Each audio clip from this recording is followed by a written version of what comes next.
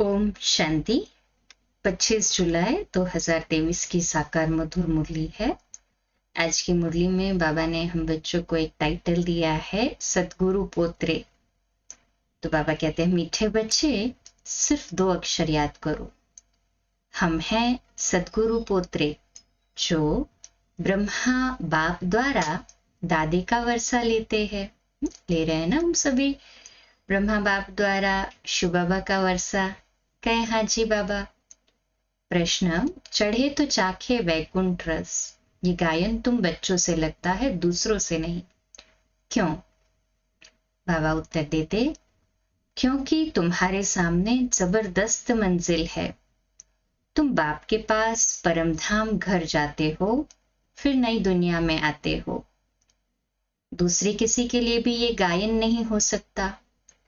भल उनमें भी कच्चे पक्के नंबरवार होते हैं, लेकिन उनके सामने मंजिल नहीं होती। वह वैकुंठ रस को तो जानते भी नहीं। तुम बच्चे ही कहते हो, अब हमें उन राहों पर चलना है जहां गिरना और संभलना है। आज का गीत है, हमें उन राहों पर चलना है जहां गिरना और संभलना है। ओम शांति। जब गीत बजता है तो बच्चे समझते हैं कि हमारे लिए इनमें भी ज्ञान है। अज्ञानी मनुष्य के लिए अज्ञान है, ज्ञानी तो आत्मा के लिए ज्ञान है। समझते हो, बरोबर माया के तूफान ही गिराते हैं, फिर ईश्वर बाप चढ़ाते हैं, अर्थात गिरे हुए को ज्ञान की संजीवनी बूटी देते हैं। अगर कोई काम के तूफान में आ जाते हैं तो गिर जाते हैं, फिर क्रोध का भी तूफान लगता है तो गिरना होता है। यह गिरना और चढ़ना होता है। चढ़े तो चाखे वैकुंठ रस, गिरे तो चकनाचूर। अब ये गीत सिवाय तुम्हारे और किसके साथ लग नहीं सकता। सन्यासियों से भी नहीं लग सकता। भल उन्हों के पास भी कच्चे सन्यासी होंगे, परंतु उन्हों की कोई मंजिल नहीं है। तुम्हारी तो बड़े ते बड़ी जबरदस्त मंजिल है। वह करके शास्त्र आदि पढ़कर विद्वान बन जाते हैं। बाकी राजा आदि की कोई मंजिल नहीं। इसमें बड़ी ऊंच मंजिल है। बच्चे जानते हैं, बेहद का बाप दादा पढ़ाते हैं, मम्मा भी पढ़ाती, फिर बच्चे भी पढ़ाते हैं। तुम हो दादे पोत्रे।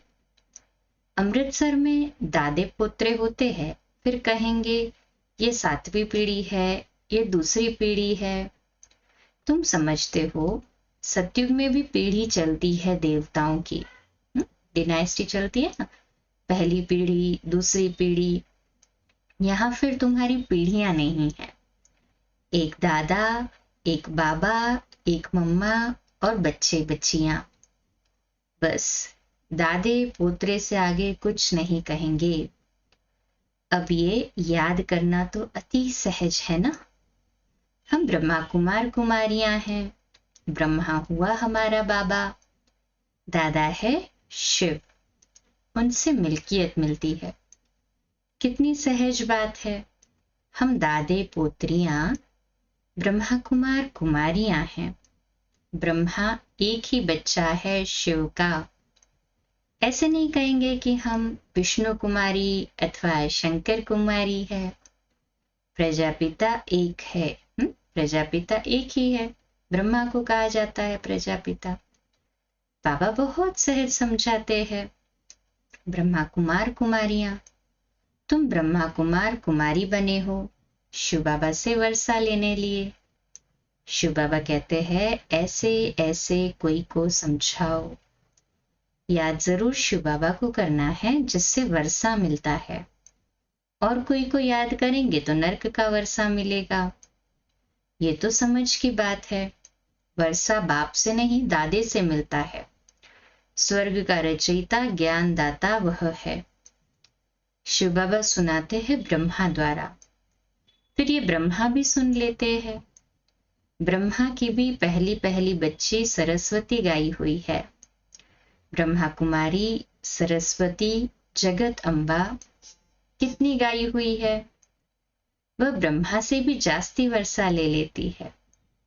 इसलिए पहले लक्ष्मी फिर नारायण गाया जाता है। तुम जानते हो हम जगत अम्बा और जगत पिता के बच्चे ठहरे, तो क्यों नहीं दादे से वर्षा ले लेवे। हम ब्रह्मा कुमार कुमारियां दादे पोत्रे पोत्रियां हैं बस, दूसरी तीसरी पीढ़ी नहीं है। पर पोत्रे तर पोत्रे कुछ नहीं। दादे को कौन याद नहीं करेगा। तुम जानते हो हम जितना याद करेंगे उतना विकर्म विनाश होंगे। तुम कोई को भी समझा सकते हो, शिव परमपिता परमात्मा स्वर्ग का रचयिता है। बरोबर रचते हैं ब्रह्मा द्वारा। फिर ब्रह्मा कुमार कुमारी को ब्रह्मा द्वारा कहते हैं कि मुझे और वर्षे अर्थात मुझे और वर्षे को अर्थात कि स्वर्ग को याद करो। देह के सब संबंधों को भूल जाओ। कहा जाता है ना, आप मुए तो मर गई दुनिया। आत्मा शरीर से अलग हो जाती है तो कुछ भी नहीं रहता है। देह का अभिमान निकल जाता है। हम बाबा के पास आए हैं, फिर हम गोरा बनेंगे। अभी श्याम है। श्याम और सुंदर बनने का ये नाटक है। आत्मा प्योर हसीन बनती है। अभी तुम्हारी आत्मा आयरन एजेड बन गई है, तो शरीर भी ऐसे ही है। सतयुग में तुम गोरे थे। एक हसीन मुसाफिर आते हैं गोरा बनाने। उनकी आत्मा तो सदैव गोरी है। कभी खाद नहीं पड़ती है, क्योंकि वह जन्म मरण में नहीं आते हैं। कितना सहज कर समझाते हैं। फिर भी ऐसे दादे को भूलकर फारकती दे देते हैं। इसलिए बाबा कहते हैं महान से महान मूर्ख, और फिर सयाने से सयाने देखने हो तो यहां देखो। मूर्ख भी ऐसे है जो अति सहज दो बातें भी समझ नहीं सकते। सिर्फ समझना है हम आत्मा हैं, वह निराकार परमात्मा हमारा दादा है। ये प्रजापिता ब्रह्मा तो नामी ग्रामी है। द्वारा शिव बाबा वर्षा देते हैं। ब्रह्मा को छोड़ा, दादे को भी छोड़ा तो वर्षा खत्म हो जाएगा। बाबा कितना सहज करके समझाते हैं। हम हैं ब्रह्मा कुमार कुमारियां। ब्रह्मा विष्णु शंकर है सूक्ष्म वतनवासी। उसमें भी ब्रह्मा को प्रजापिता कहते हैं। सूक्ष्म वतन में तो मनुष्य सृष्टि नहीं रची जाती। शंकर व विष्णु को प्रजापिता नहीं कह सकते। प्रजा का पिता तो जरूर यहां होगा। ब्रह्मा के मुख कमल से ब्राह्मण निकले। ब्राह्मणों से पूछो तुम किसकी वंशावली हो। ये सिर्फ गायन हो गया है, बाकी ऐसे है नहीं। अभी तुम जानते हो परमपिता परमात्मा ब्रह्मा द्वारा देवता क्षत्रिय धर्म स्थापन करते हैं। सो तो करेंगे संगम युग पर। संगम युग पर ब्राह्मण जरूर चाहिए। कलयुग अंत में है शूद्र। तुम बच्चों को कितना अच्छी रीति समझाया जाता है। श्रीमद तो मशहूर है, श्रीमद भगवद गीता। उनसे क्या सुनना होता है। श्री श्री ने ज्ञान सुनाया होगा, श्रेष्ठ श्रेष्ठ बनाया होगा। अभी तुम प्रैक्टिकल में बीके बने हो। तुम कहते हो बाप दादा हम कल्प पहले भी आपसे मिले थे, हम दादे से अपना वर्षा लेने लिए आए हैं।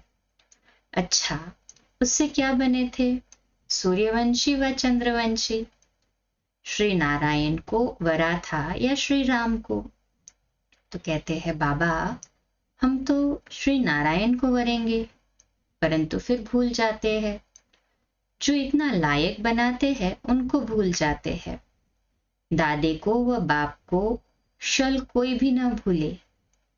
झट फारकती दे देते हैं, याद नहीं करते हैं। ज्ञान के दो अक्षर धारण नहीं करते। हम सदगुरु पोत्रे अथवा दादे पोत्रे हैं। उनसे वर्षा लेते हैं पुरुषार्थ से। लौकिक बाप का वर्षा अथवा प्रॉपर्टी तो बांटी जाती है ना। यहाँ बांटने की चीज नहीं, इसमें तो पुरुषार्थ करना पड़ता है ना।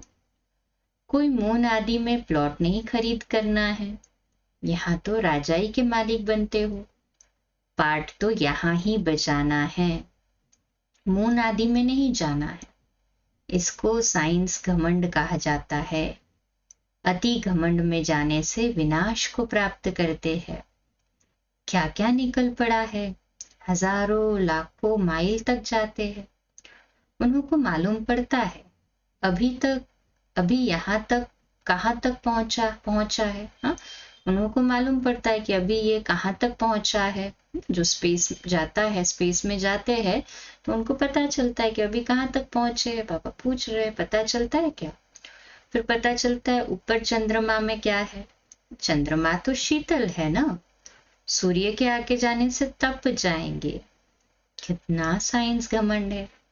नाम भी रखा है रॉकेट। बाबा ने समझाया है आत्मा सबसे बड़ा रॉकेट है तो एक ही बिंदी, उसका क्या वजन होगा।